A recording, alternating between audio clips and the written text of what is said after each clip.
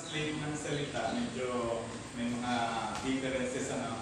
Pero ang sa English is, sino may Bible na English? Trials ba yan? So ngayon, ano ba yung pagkakaiba ng tukso at pagsubok? Tukso parang umpan sarili, parang sinasadya. Pero yung pagsubok talagang pagkailalang na sa pamilya, hindi ka nagiging aktibo. Yung pagsubok parang sumiraan ka ng masamang espiritu. Yun ay tukso. Oo. Pagsubok. Yun ang pagsubok. Dahil pag gumawa ka ng hindi na ang isang Kristiyano, pagka hindi ka ng palataya, andun yung pagsubok. Kaya mas yun ang kailangan ng pagsubok. Yun ang kakaiba. Sabi ni Imelda Papin ba kayo? Maraming mga nasagmatahan. Yung tukso ano. Yun ang pagsubok is trials. Sa English, trials yung nakasulat na. Trials. Diba? 1 Corinthians chapter 8 is yan. 1 Corinthians chapter 10 verse 1. Temptation. Yung temptation, tukso talaga yun. Temptation. Yan. Ang unang nakaranas na sila Adan, ano? Temptation. Si Eve Adan. Iba. Kinakit ng bata yun eh. Ayan. So, ngayon, ang pangako ng Diyos ay ito, yung pagsubok at tukso, hindi maiiwasan. Darating talaga. Ayan. Ito is given. Kumbaga, yung tukso at pagsubok is given. Mangyayari talaga. Ayan. Sa aklat po ng Santiago, sinasabi doon na yung tukso o pagsubok ay pag dumating sa buhay natin is may dalawang bagay. In order to break us and to tend us. Ibig sabihin, yung isa, para ka ma-develop, maging strength, maging strong, or para ka ma-break. Ayan. Pag napagtagumpayan mo yung pagsubok, magiging matatag ka. Magbubunga ka ng endurance, katatagan, at yung endurance at yung pagtitiyaga, magbubunga yun. Yung sabi ng Santiago. Pero ang sabi dito, ang atin naman pinag-aaral ay katiyakan ng tagumpay. Ayan. Ibig sabihin, assurance of victory life. Yung katiyakan ng isang mananampalataya ay magtatagumpay. Ayan. Yun yung ating pinag-aaral. Yung pagsubok is given, mangyayari yun. Yung temptation is given, mangyayari talaga sa atin. Pero ang sinisigurado ng Diyos dito, magtatagumpay ang kanyang mga anak. Yun. Magtatagumpay sa harap ng pagsubok. Ayan. At ito ba yung makikita natin dito? God is fair. Wala pang pagsubok sa inyo na hindi naranasan ng lahat ng tao. Ibig sabihin, believers at unbelievers, dumanas ng mga ganitong sitwasyon. Same situation. Pareho. God is fair. Ito ba yung isang magandang promise? Pag dumating ang pagsubok, bibigyan ka niya ng lakas ng loob para mapagtagumpayan ang mga ito. Diba? Makikita natin, God's fair kasi lahat ng tao nakaranas ng pagsubok. Lahat ng tao nakaranas ng pagsubok. Pero tayo, bibigyan ng Diyos ng sapat na lakas para mapagtagumpayan ang pagsubok. Ayan. So makikita natin dito, nung unang session natin, nakuha natin doon is kasiguraduhan ng kaligtasan. Sumunod, kasiguraduhan ng langit. Ngayon, kasiguraduhan ng pagtatagumpay. And every believer is predestined to be a victorious believers, victorious Christian. Yung pagkatawag sa atin ay itinalaga na ng Diyos sa aklat ng episode, chapter 1 na tayo, para magtagumpay. Ayan. So sigurado tayo na yung mga believers ay itinalaga para maging mananagumpay. Sa ibang salin, more than a conqueror. A chosen generation, natatandaan niyo, chosen generation was more than tagumong pero pinili tayo ng Diyos at itinalaga upang maging mananagumpay. Ngayon, meron kayong katanungan about this matter. Meron pa kayong katanungan? Yan, marami talaga gano'n. Sa pagsubok na yun, hindi kayong mga kaya, nakakilala din sila sa Panginoon. So, iba yung pagkakilala ng mga ay sila, maranas din ang pagsubok. Yung pagsubok na ating topic dito, sa mga mananampalataya talaga yan. Ay yung mga hindi mananampalataya ay nakakaranas sila ng pagsubok. Ano sila? Kumbaga sila ay yun parang Panginoon sa akin na pagsubok din kaya ng Panginoon at tinatawag ng pagsubok kanila yun yung nangyayari. Ito kasi yun, ang lagi mong ma-encounter sa labas, pagsubok lang yan. Diba? Yan. Pagsubok lang yan. Yan. Pansamantala. Sinasabi yan ng believers, even ng believers. Parehas yan sinasabi nila. Kasi, ang tinutukoy nila, lahat ng hardship, yung lahat ng kahirapan sa buhay, ay itinuturing ng lahat ng tao na pagsubok. Yan. Yan. Salamat po.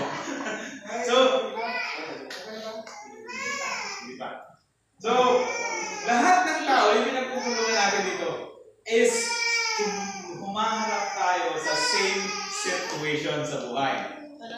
Akala kasi nito, di ba, narinig mo ito, buti ko tayo ang ganda ng iyong buhay. Samantalang kami, sobrang hirap, Ayan, naririnig nyo yan, di ba? Pero sabi ng Biblia, na lahat ng hindi pa naranasan, ng lahat ng tao, ibig sabihin, equal hardship. Lahat ng tao dumaranas ng hardship or kahirapan. Sa lahat ng sitwasyon, magkakaiba lang ng sitwasyon. Iba-iba ng disenyo. Ibig sabihin, kung sa tingin ng iba'y nakakariwasa ka sa buhay, sa tingin ko naman halimbawa ako hirap na hirap sa buhay, pero same tayo, dumaranas tayo ng pagsubok or dumaranas tayo ng hardship. Parehas tayo dumaraan doon. Kasi yun ang sabi, equal yun eh. Lahat ng tao dumaranas ng hardship or ng pagsubok. Ayan. Lahat. Lahat tayo ay dumaraan sa pagsubok. Dumaraan ng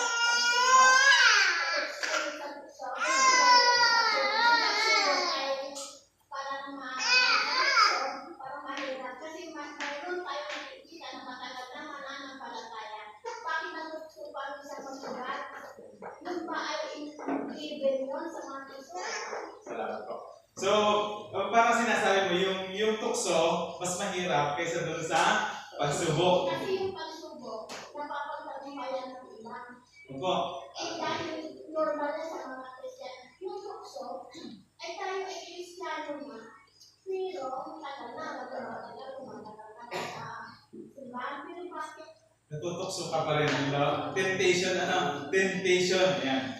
Bakit nga naman tayo natitempa? Matagal na tayo sa iglesia. Para magkaiba sa inyo, iba yung temptation, iba yung pagsubok. So sa Bible, may mga difference din siya na sinasabi. Iba yung temptation, iba yung pagsubok. Natutukso ang tao kapag siya'y nadala ng sariling pita.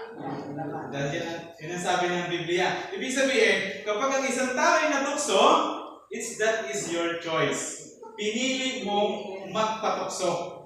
Lahat ng tao is prone sa tukso. Iba't iba lang ng tukso. Bakit? Iba-iba ang tao ng kahinaan. Iba-iba tayo ng ugali, iba-iba tayo ng prinsipyo sa buhay, kaya iba-iba ang tukso para sa atin. Kasi kapag nagkaroon po tayo ng interpretasyon doon sa, kasi magkaiba po yung tukso. Ito yung sabi sa pagsubok. Ang tukso po kasi tumutulong sa kita ng banal. Ang pagsubok ay tumutulong sa iba't ibang mga paraan po. Tulad ng pagsubok, sinuko dahil sa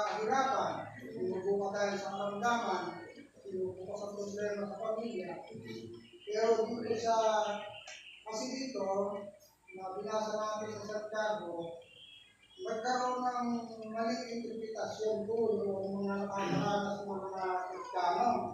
Kasi para sa kanila, yung tukso at saka yung pagsubok ay parang same na rin. Sino natin, masahin natin para hirap pa, dati lang mo. Okay. Sabi dito,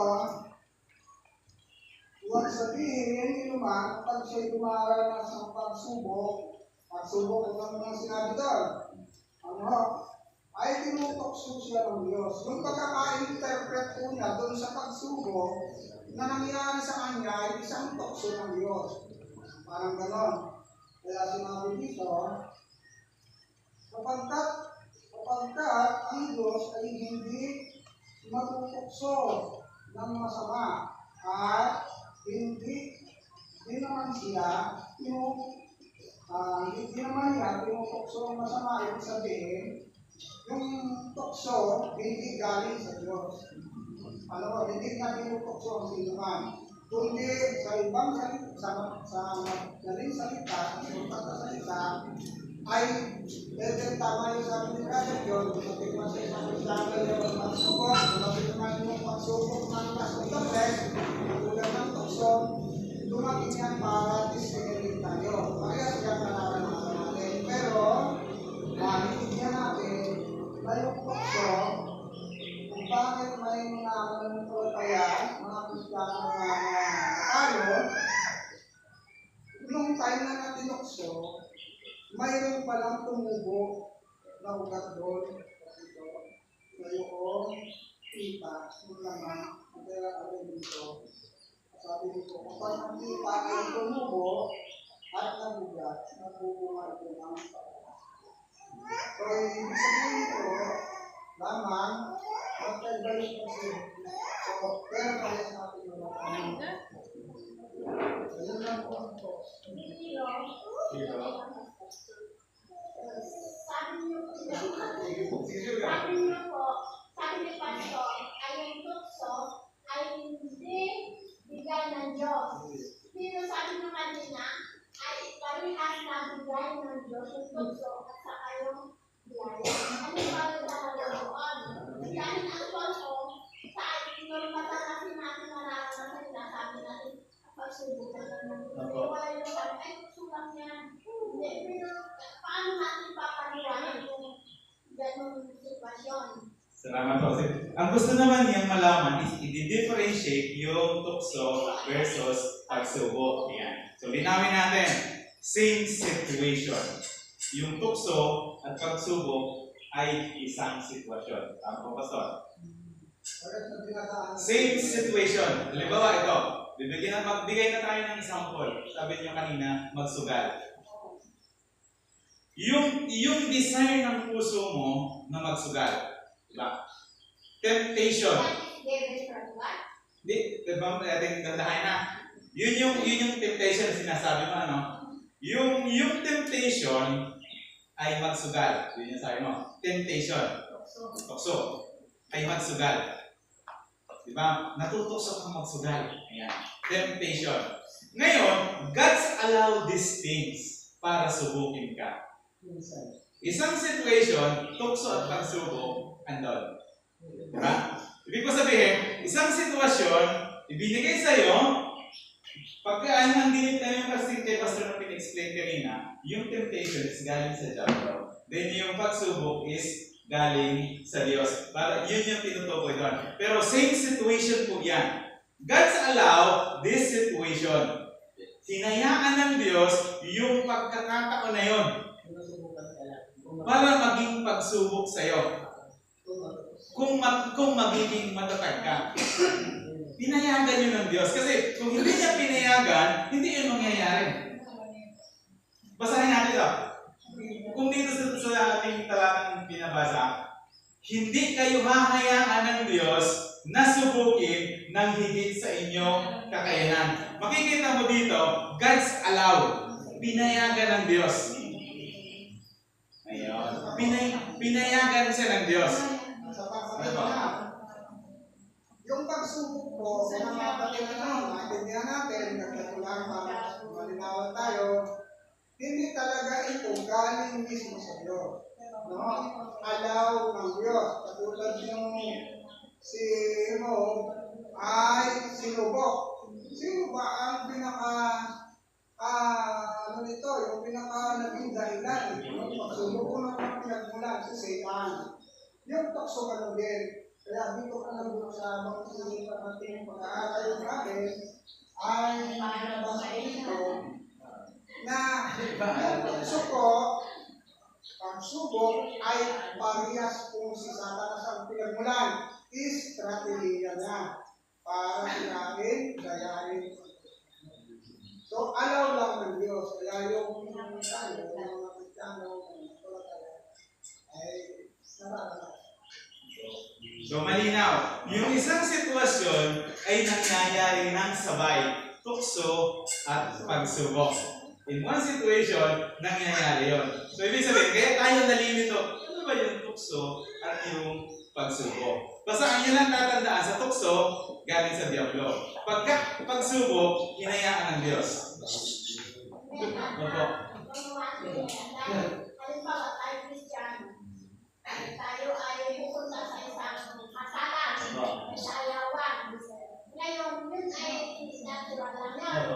Pero, pumapasok doon ang tukso, kung ikaw ay pumasok na nalipad, doon din na sa ayawan, di ba? Doon na yun. So, ano di ba? Yun ang tukso na. Pero ikaw ay Kristiyano, para lang may pero nung sa ayawan na, Makijoin ka na. Natukso ka na. kaya sabi ko, mag-church and chapter Ano po, same situation. Isa lang talaga. Halimbawa, yung sabi mo kanina, balikan natin, isa lang yung ating gawin sa Paul. Yung pagsusugal, nakita ka ngayon na nagsusugal, padaan ka. Hindi nakita yan. Nagsusugal ka na rin. Kasi, ginusto mo na rin. Kung i-deeper study mo itong bagay na ito, hindi na natin yung pag-uusapan masyado. Kung gusto nyo na mas malalim na pag-aaral dito sa tukso at pagsubok, magtatanong kayo kay Santiago.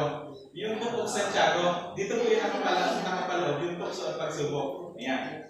Ngayon, ang ating naman pinag-aaralan ay sigurado ang katagumpayan sa pagsubok. The question is, bakit kaya may mga mananampalatayang nahulog sa tukso? Oo. Kasi sabi dito, sigurado daw ang katagumpayan ng pagsubok. Bakit kaya may mga mananampalataya na nahuhulog sa tukso? Kung si Santiago ang tatanungin mo, kasi ikaw gusto niya. Ayan. Pero ang pangako ng Diyos ay katagumpayan. Ito pilitin natin. Mamaya ulit kayo magtanong pagkatapos ko magbasa. Walang tuksong dumating sa inyo na hindi karaniwan sa tao. Subalit, tapat ang Diyos at hindi ipahihintulot na kayo'y tuksuhin ng higit sa inyong makakaya. Upang tayo'y kundi kalagkit din ng tukso ay naglaan ng pag-iwas upang ito'y inyong makayang tiisin. So, malalim dinis Tagalog ko Sa iyo, Sister Estimali, na mababaw-babaw yan. Buting balita. Unang Korinto 10:13.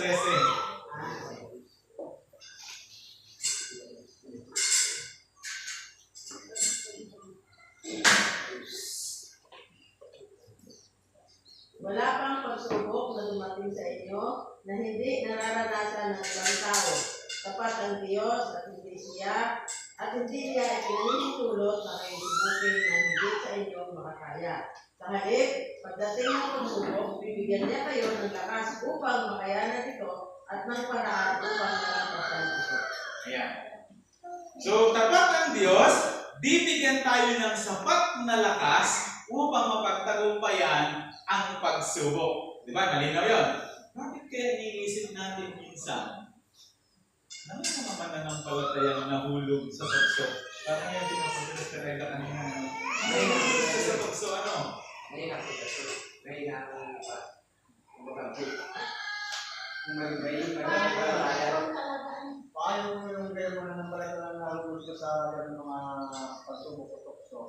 Ito na naman ako sa pagiging sa kita ng mga. Kasi yun lang po yung nagawa nila sa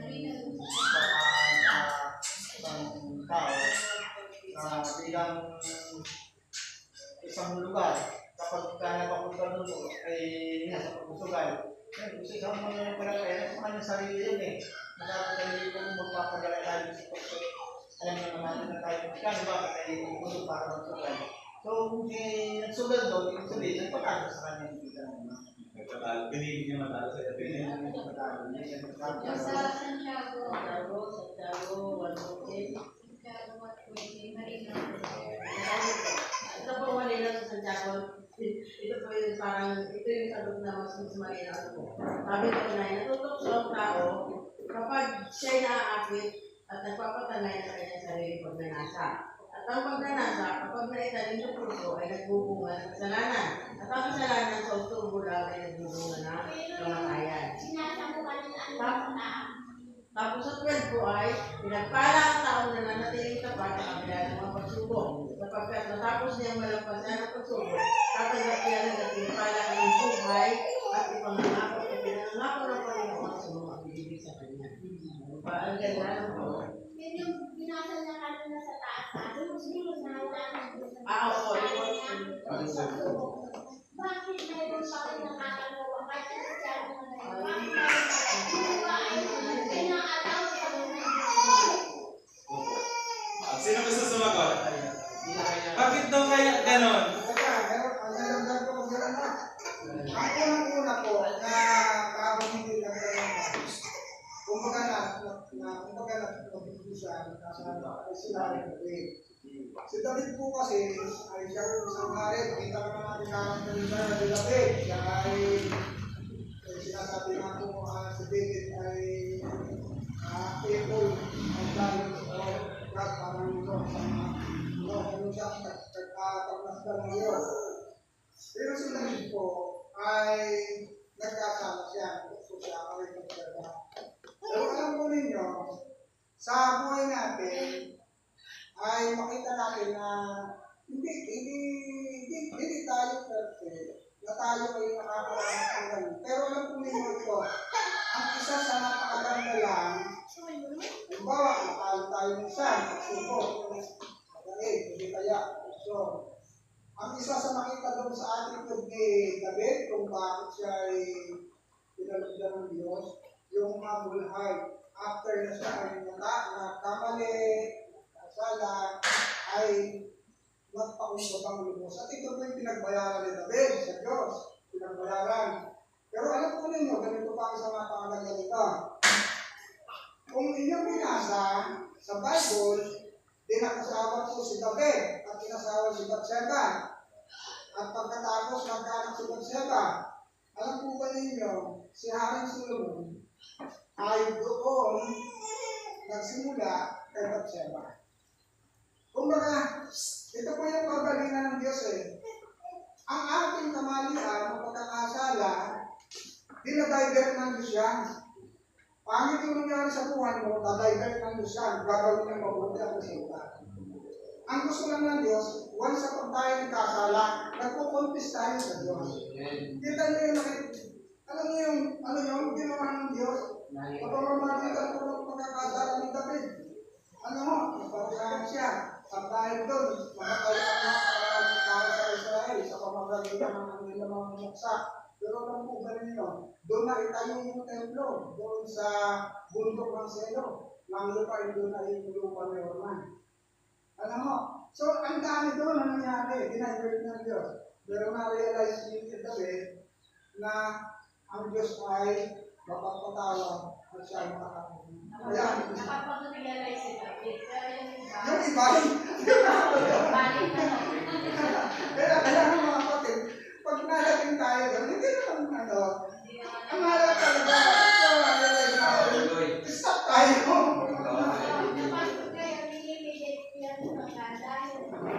yung araw na nagpapalagay sa ano. Yung isang Kristiyano, yung sa Kristiyano na yun, masibay na yun. Nagtutulong na yun, nagagawain. Ngayon, sinabi mo na yun, parang ay inalaw na yun, patuloy ko na lang. Ay, bakit sino kasi, ngayon sinabi na yun, talaga sinabi na yun, gusto na yun. Pero kung parang Kristiyano na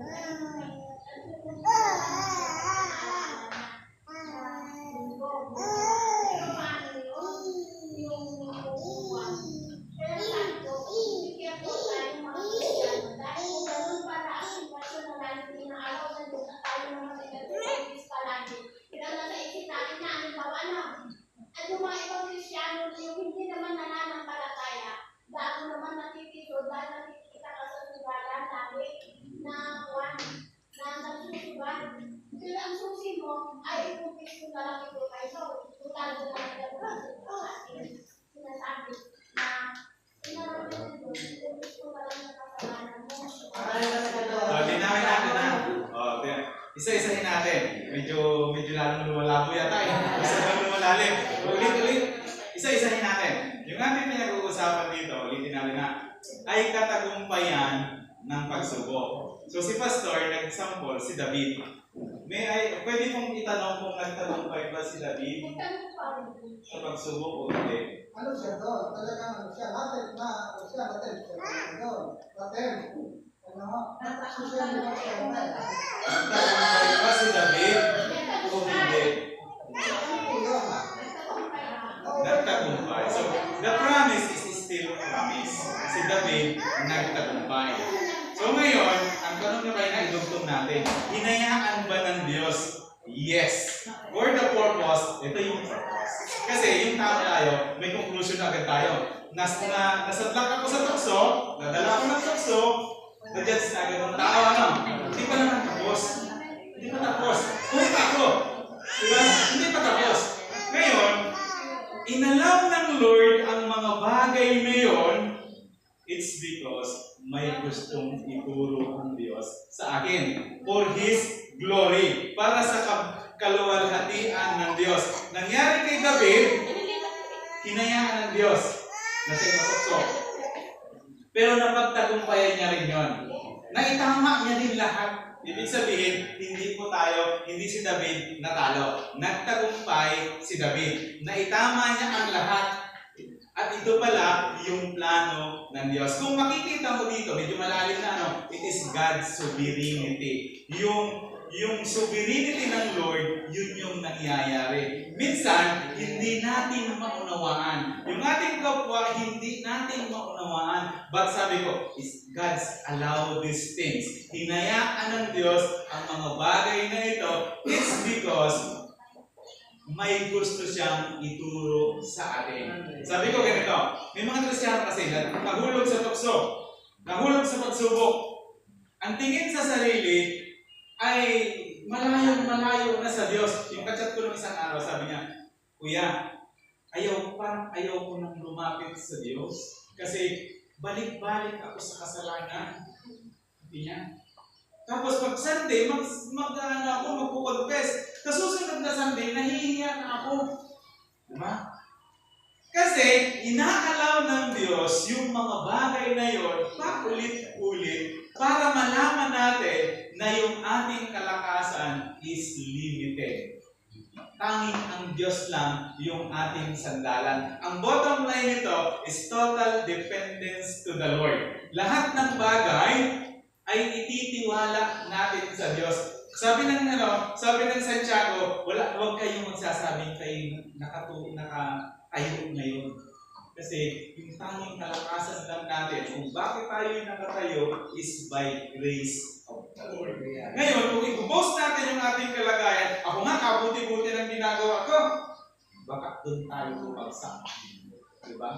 Kasi meron lang tayong kalakasan, it's because grace ng Panginoon.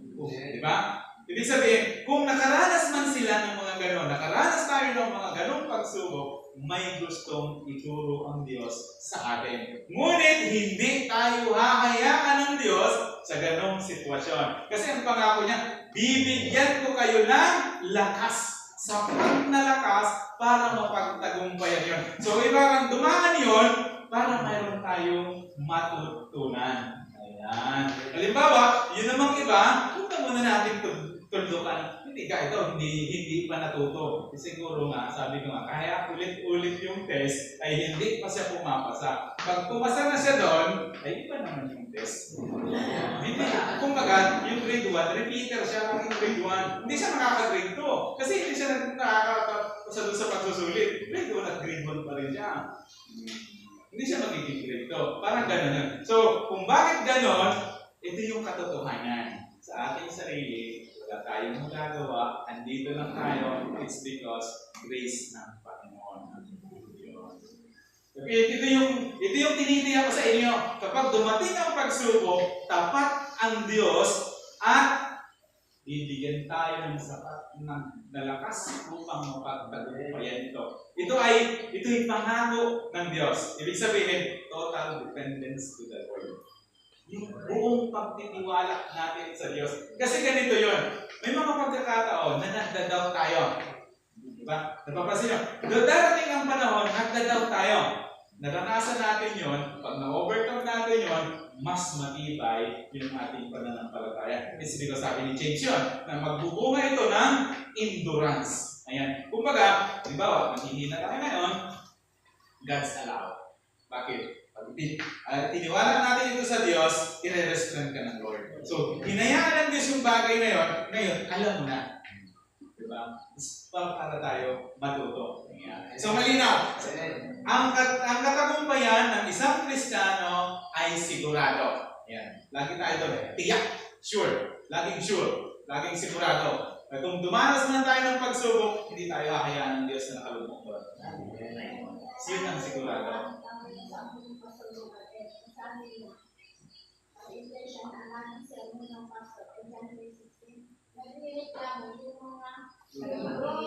Dahil minta si Pastor, bakit naman dyan 3:16 dyan? Ang kasagutan ng Pastor doon. Kaya laging dyan 3:16 kasi hindi pa kayo nagbabago sa mga ugali ninyo. Hindi siya sa akin. Kaya ngayon tayo paulit-ulit dahil hindi pa rin tayo nagbabago. Same situation, ibig sabihin, hindi ko makapagtagumpayan yun, ulit-ulit. Pero pagka-tagumpay ka na doon, another level.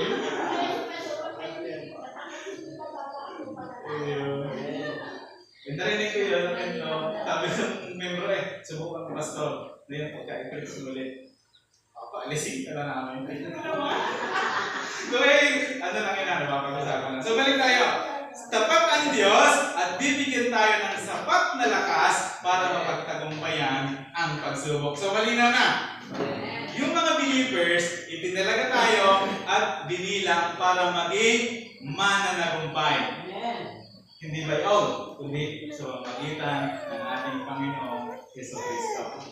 Next verse tayo. Romans chapter 7, verse 19 and 24. Sapagkat hindi ko ginawa ang mabuting gusto ko, ito sinasabi ni Sister Eda kanina, at ang masamang hindi ko gusto, ang siyang ginagawa ko. Si Pablo ito.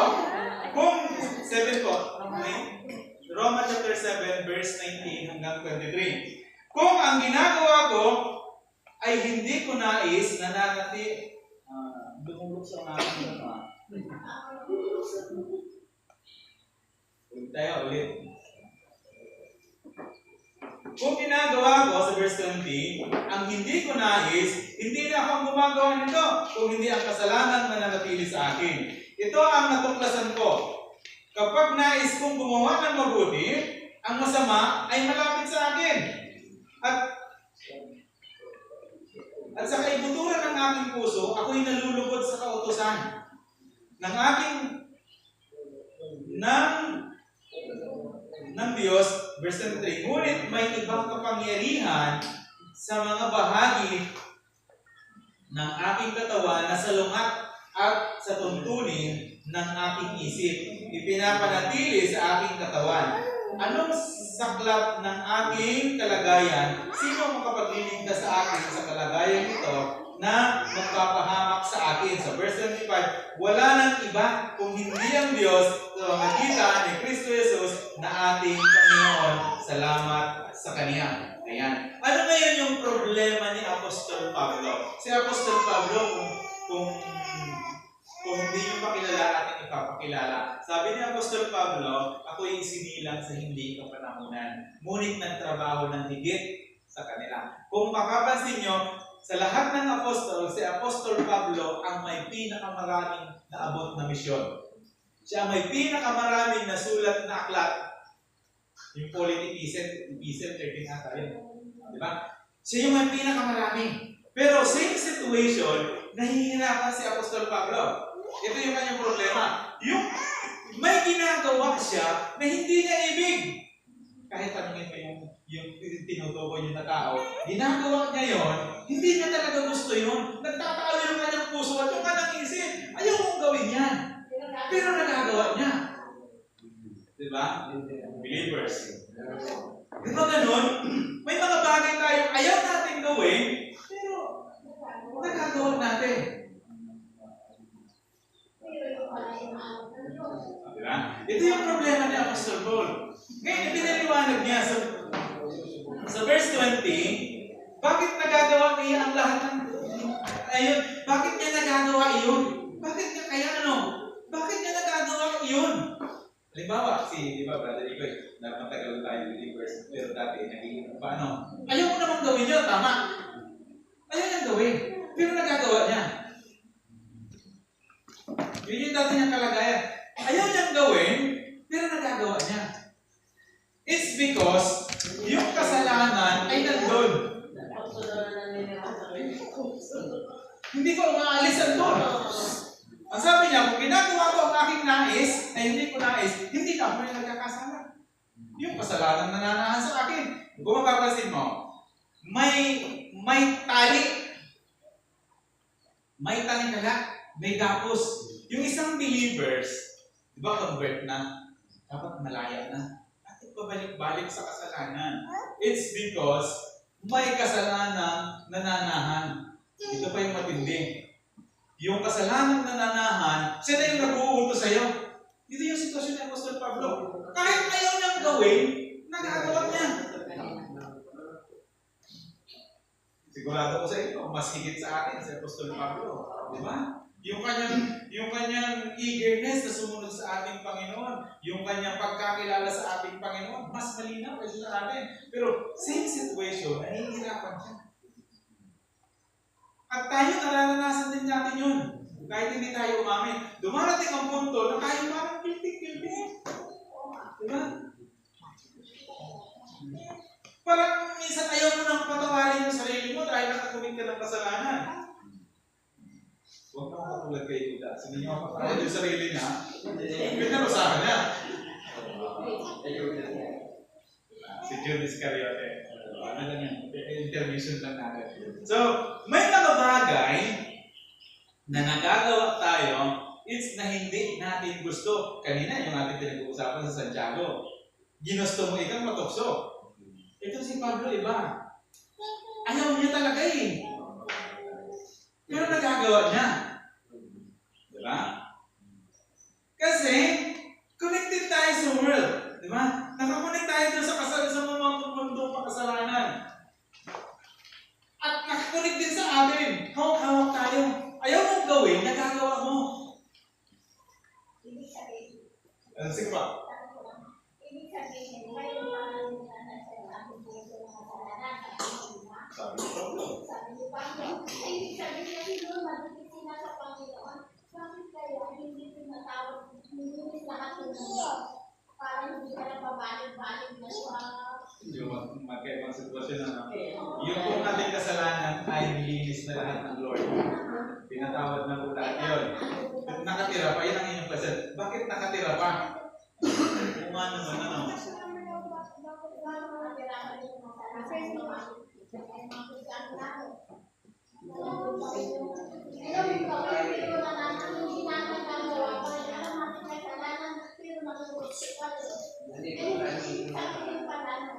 Mayroon pa ako sa pagod na ano sinasabi ay pabalik-balik. Kung wala naman yung magpapatawad mo ng hindi sa kapatawaran, hindi ka tutalin ang religion.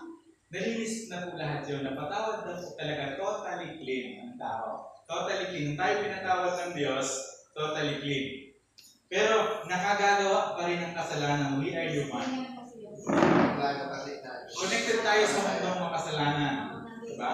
At matagal tayong gumawa ng kasalanan. Kumbaga, nasanay ka doon sa ginagawa mo.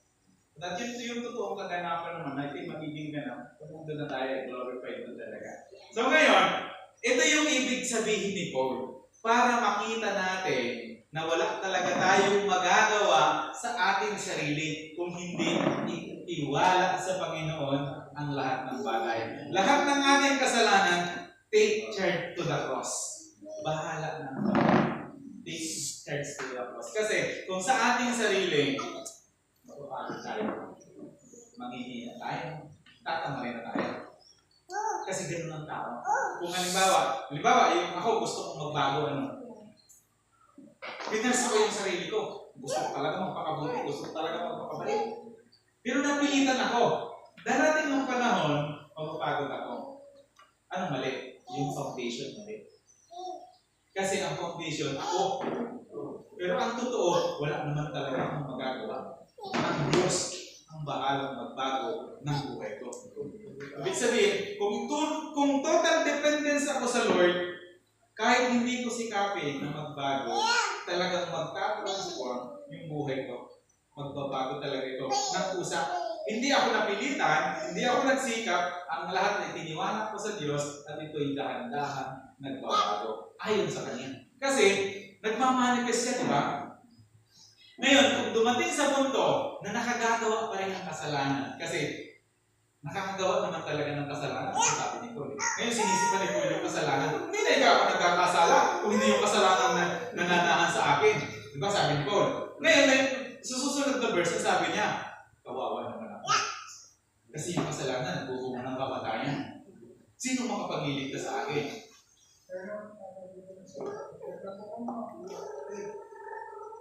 Itong sinabi po si Pablo sa kanyang masulat, hindi na tayo lang nung time na yun, si Pablo ay ganun yung sitwasyon.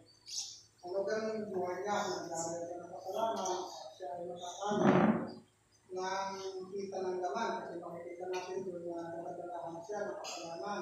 Kung gusto ng kasalanan, kaya niya, gagawa niya. Pag binasa ko ano doon sa talataan, karanasan ko yung Pablo. Kaya nga doon sa verse 1, verse 9, ang una, namuhay ako ng walang kautusan. Subalit nung dumating ang utos ng ang utos, mabuhay ang kasalanan. Ibig sabihin ng una po. Pero ngayon naman tayo na po ay Kristiyano na, katulad ng Pablo, ay yung kasalanan, hindi na po ito naninirahan sa atin. Hindi na po tayo namumuhay ng kasalanan. At hindi ito naninira sa atin. Ang ito kailangan, dahil tayo ay nasa mundong makasalanan, at tayo ay nasa katawang laman, hindi tayo magsalita ng salita ng kasala.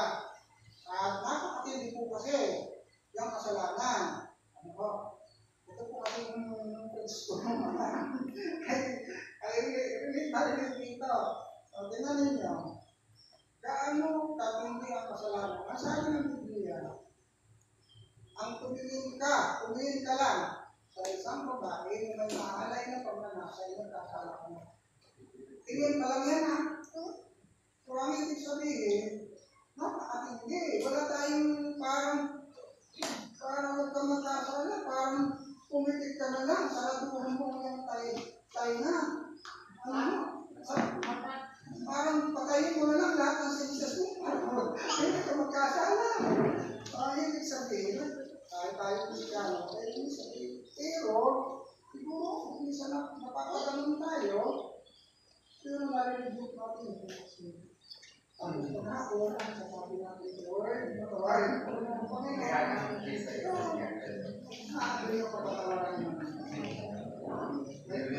Thank you po. Yung kanyang sabi ni Pastor, tumingin lang, ayun yan kung matuot sa iyong matawa. Nagayod ka lang ha. Sabi ng Biblia, mamamatay ka ako na. Yung kung titignan natin yung definition ng kasalanan, yung tao kasi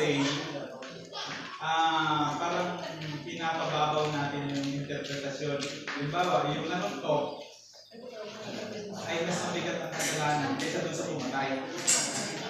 Pero kung simple yung pag-uusapan mo, inisip mo pa lang, mamamatay ka na. Ibig ko sabihin, yung kasalanan is same intensity. Yung iba kasi medyo tayo nagiging hypocrite na ako talaga matulisika ako. Hindi ganon. Kasi every moment, kahit anong buti ng isang tao, nagkakamali tayo. Kasi ang sabi nga ng Biblia napuot lang sa kanyang kapatid. Nagalit ka lang, sinigawan lang si Ate Esprit, dumaan sinigawan, nagalit siya. Ang sabi ng Bible doon, mamamatay tao na. Di ba? Ang hatol doon, pumatay na siya. Pinama niya kasalanan, nagalit pa lang yun. Pumatay na agad. Kung yung definasyon ng Biblia ang ating pag-uusapan. So, ibig ko sabihin, yung intensity ng kasalanan ay talagang mabigay. At nagbubunga ito ng kamatayan. So, we are all subjected to die. Kasi lahat tayo ay nagkakasala. Tama? Lahat tayo ay pwedeng sintensyahan ng kamatayan because we are nagkakasala lahat tayo. Siguro sabi nila, konti lang naman yung kasalanan ko, malaki yung kasalanan ko. Sa ibang denomination, mayroong mortal sin, venial sin, at may kung ano pang sin, may immortal sin pa. Pero hindi po yun ang sinasabi ng Biblia. Maliit at malaking kasalanan is the same kasalanan. Diba? Same din ang hatol. Ngayon, ang hatol ay kamatayan. So, kaya sabi ni Paul, kawawa naman ako. Pero salamat kay Kristo Jesus. Sino ang makapagliligtas sa akin? Si Kristo Jesus. Salamat sa Diyos. Ibig sabihin, si Pablo, malinaw na malinaw, we are living by grace. Nabubuhay lang tayo sa awa ng Diyos. Sa biyaya ng Diyos. Malakas na tayo, patutuloy natin next Sunday. So, next Sunday na lang ulit. First Sunday na lang. Next month na tayo ulit. Ating meeting. Tayo na nalangin. Dakilang Diyos, kami po inyong papasalamat sa pagkakataon na kami ng pag-aral ng iyong mga salita. Salamat Lord sa mga kalakayan. O Panginoon, ay mas nasahin namin lumalim ang aming kaalaman sa iyong mga salita. At hubugin mo kami, Panginoon, sa tamang landas ng pamumuhay, sa tamang prinsipyo, Lord, sa tamang kaisipan, Panginoon. Complete transformation ang kailangang hinihingi namin. Palitan mo ang aming puso ng pusong katulad sa iyo.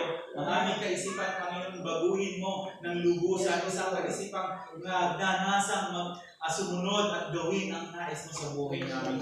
Lord, ang lahat ng bagay sa aming buhay, itinitiwala namin sa iyo, Panginoon. Sa aming sarili, Panginoon, alam namin wala kaming magagawa. Nabubuhay lang kami, Panginoon, sa ilalim ng iyong biyaya. Lord, nawa ang aming buhay ay magamit mo, Diyos. Ang aming buong buhay ay magamit mo, Panginoon, sa iyong kapurihan, sa iyong karangalan, Panginoon. Lord, gamitin mo ang bawat isa sa amin. Ama, i-anoint mo po, Panginoon, bigyan kami ng katapangan upang ipahayag ang iyong mga salita. Bigyan mo ng boldness, bigyan mo kayo, Panginoon, ng courage, Panginoon, upang sabihin ang mga katotohanan. Lord, naway tumindig kami sa aming pananampalatayang sinimulan mo sa aming buhay. At nalubos ito sa amin. Lubusin mo po, Panginoon, ang pananampalatayang ito na yung sinimulan sa amin. Lord, maraming pong salamat po ang aming dalangin sa pangalan ni Jesus. Amen.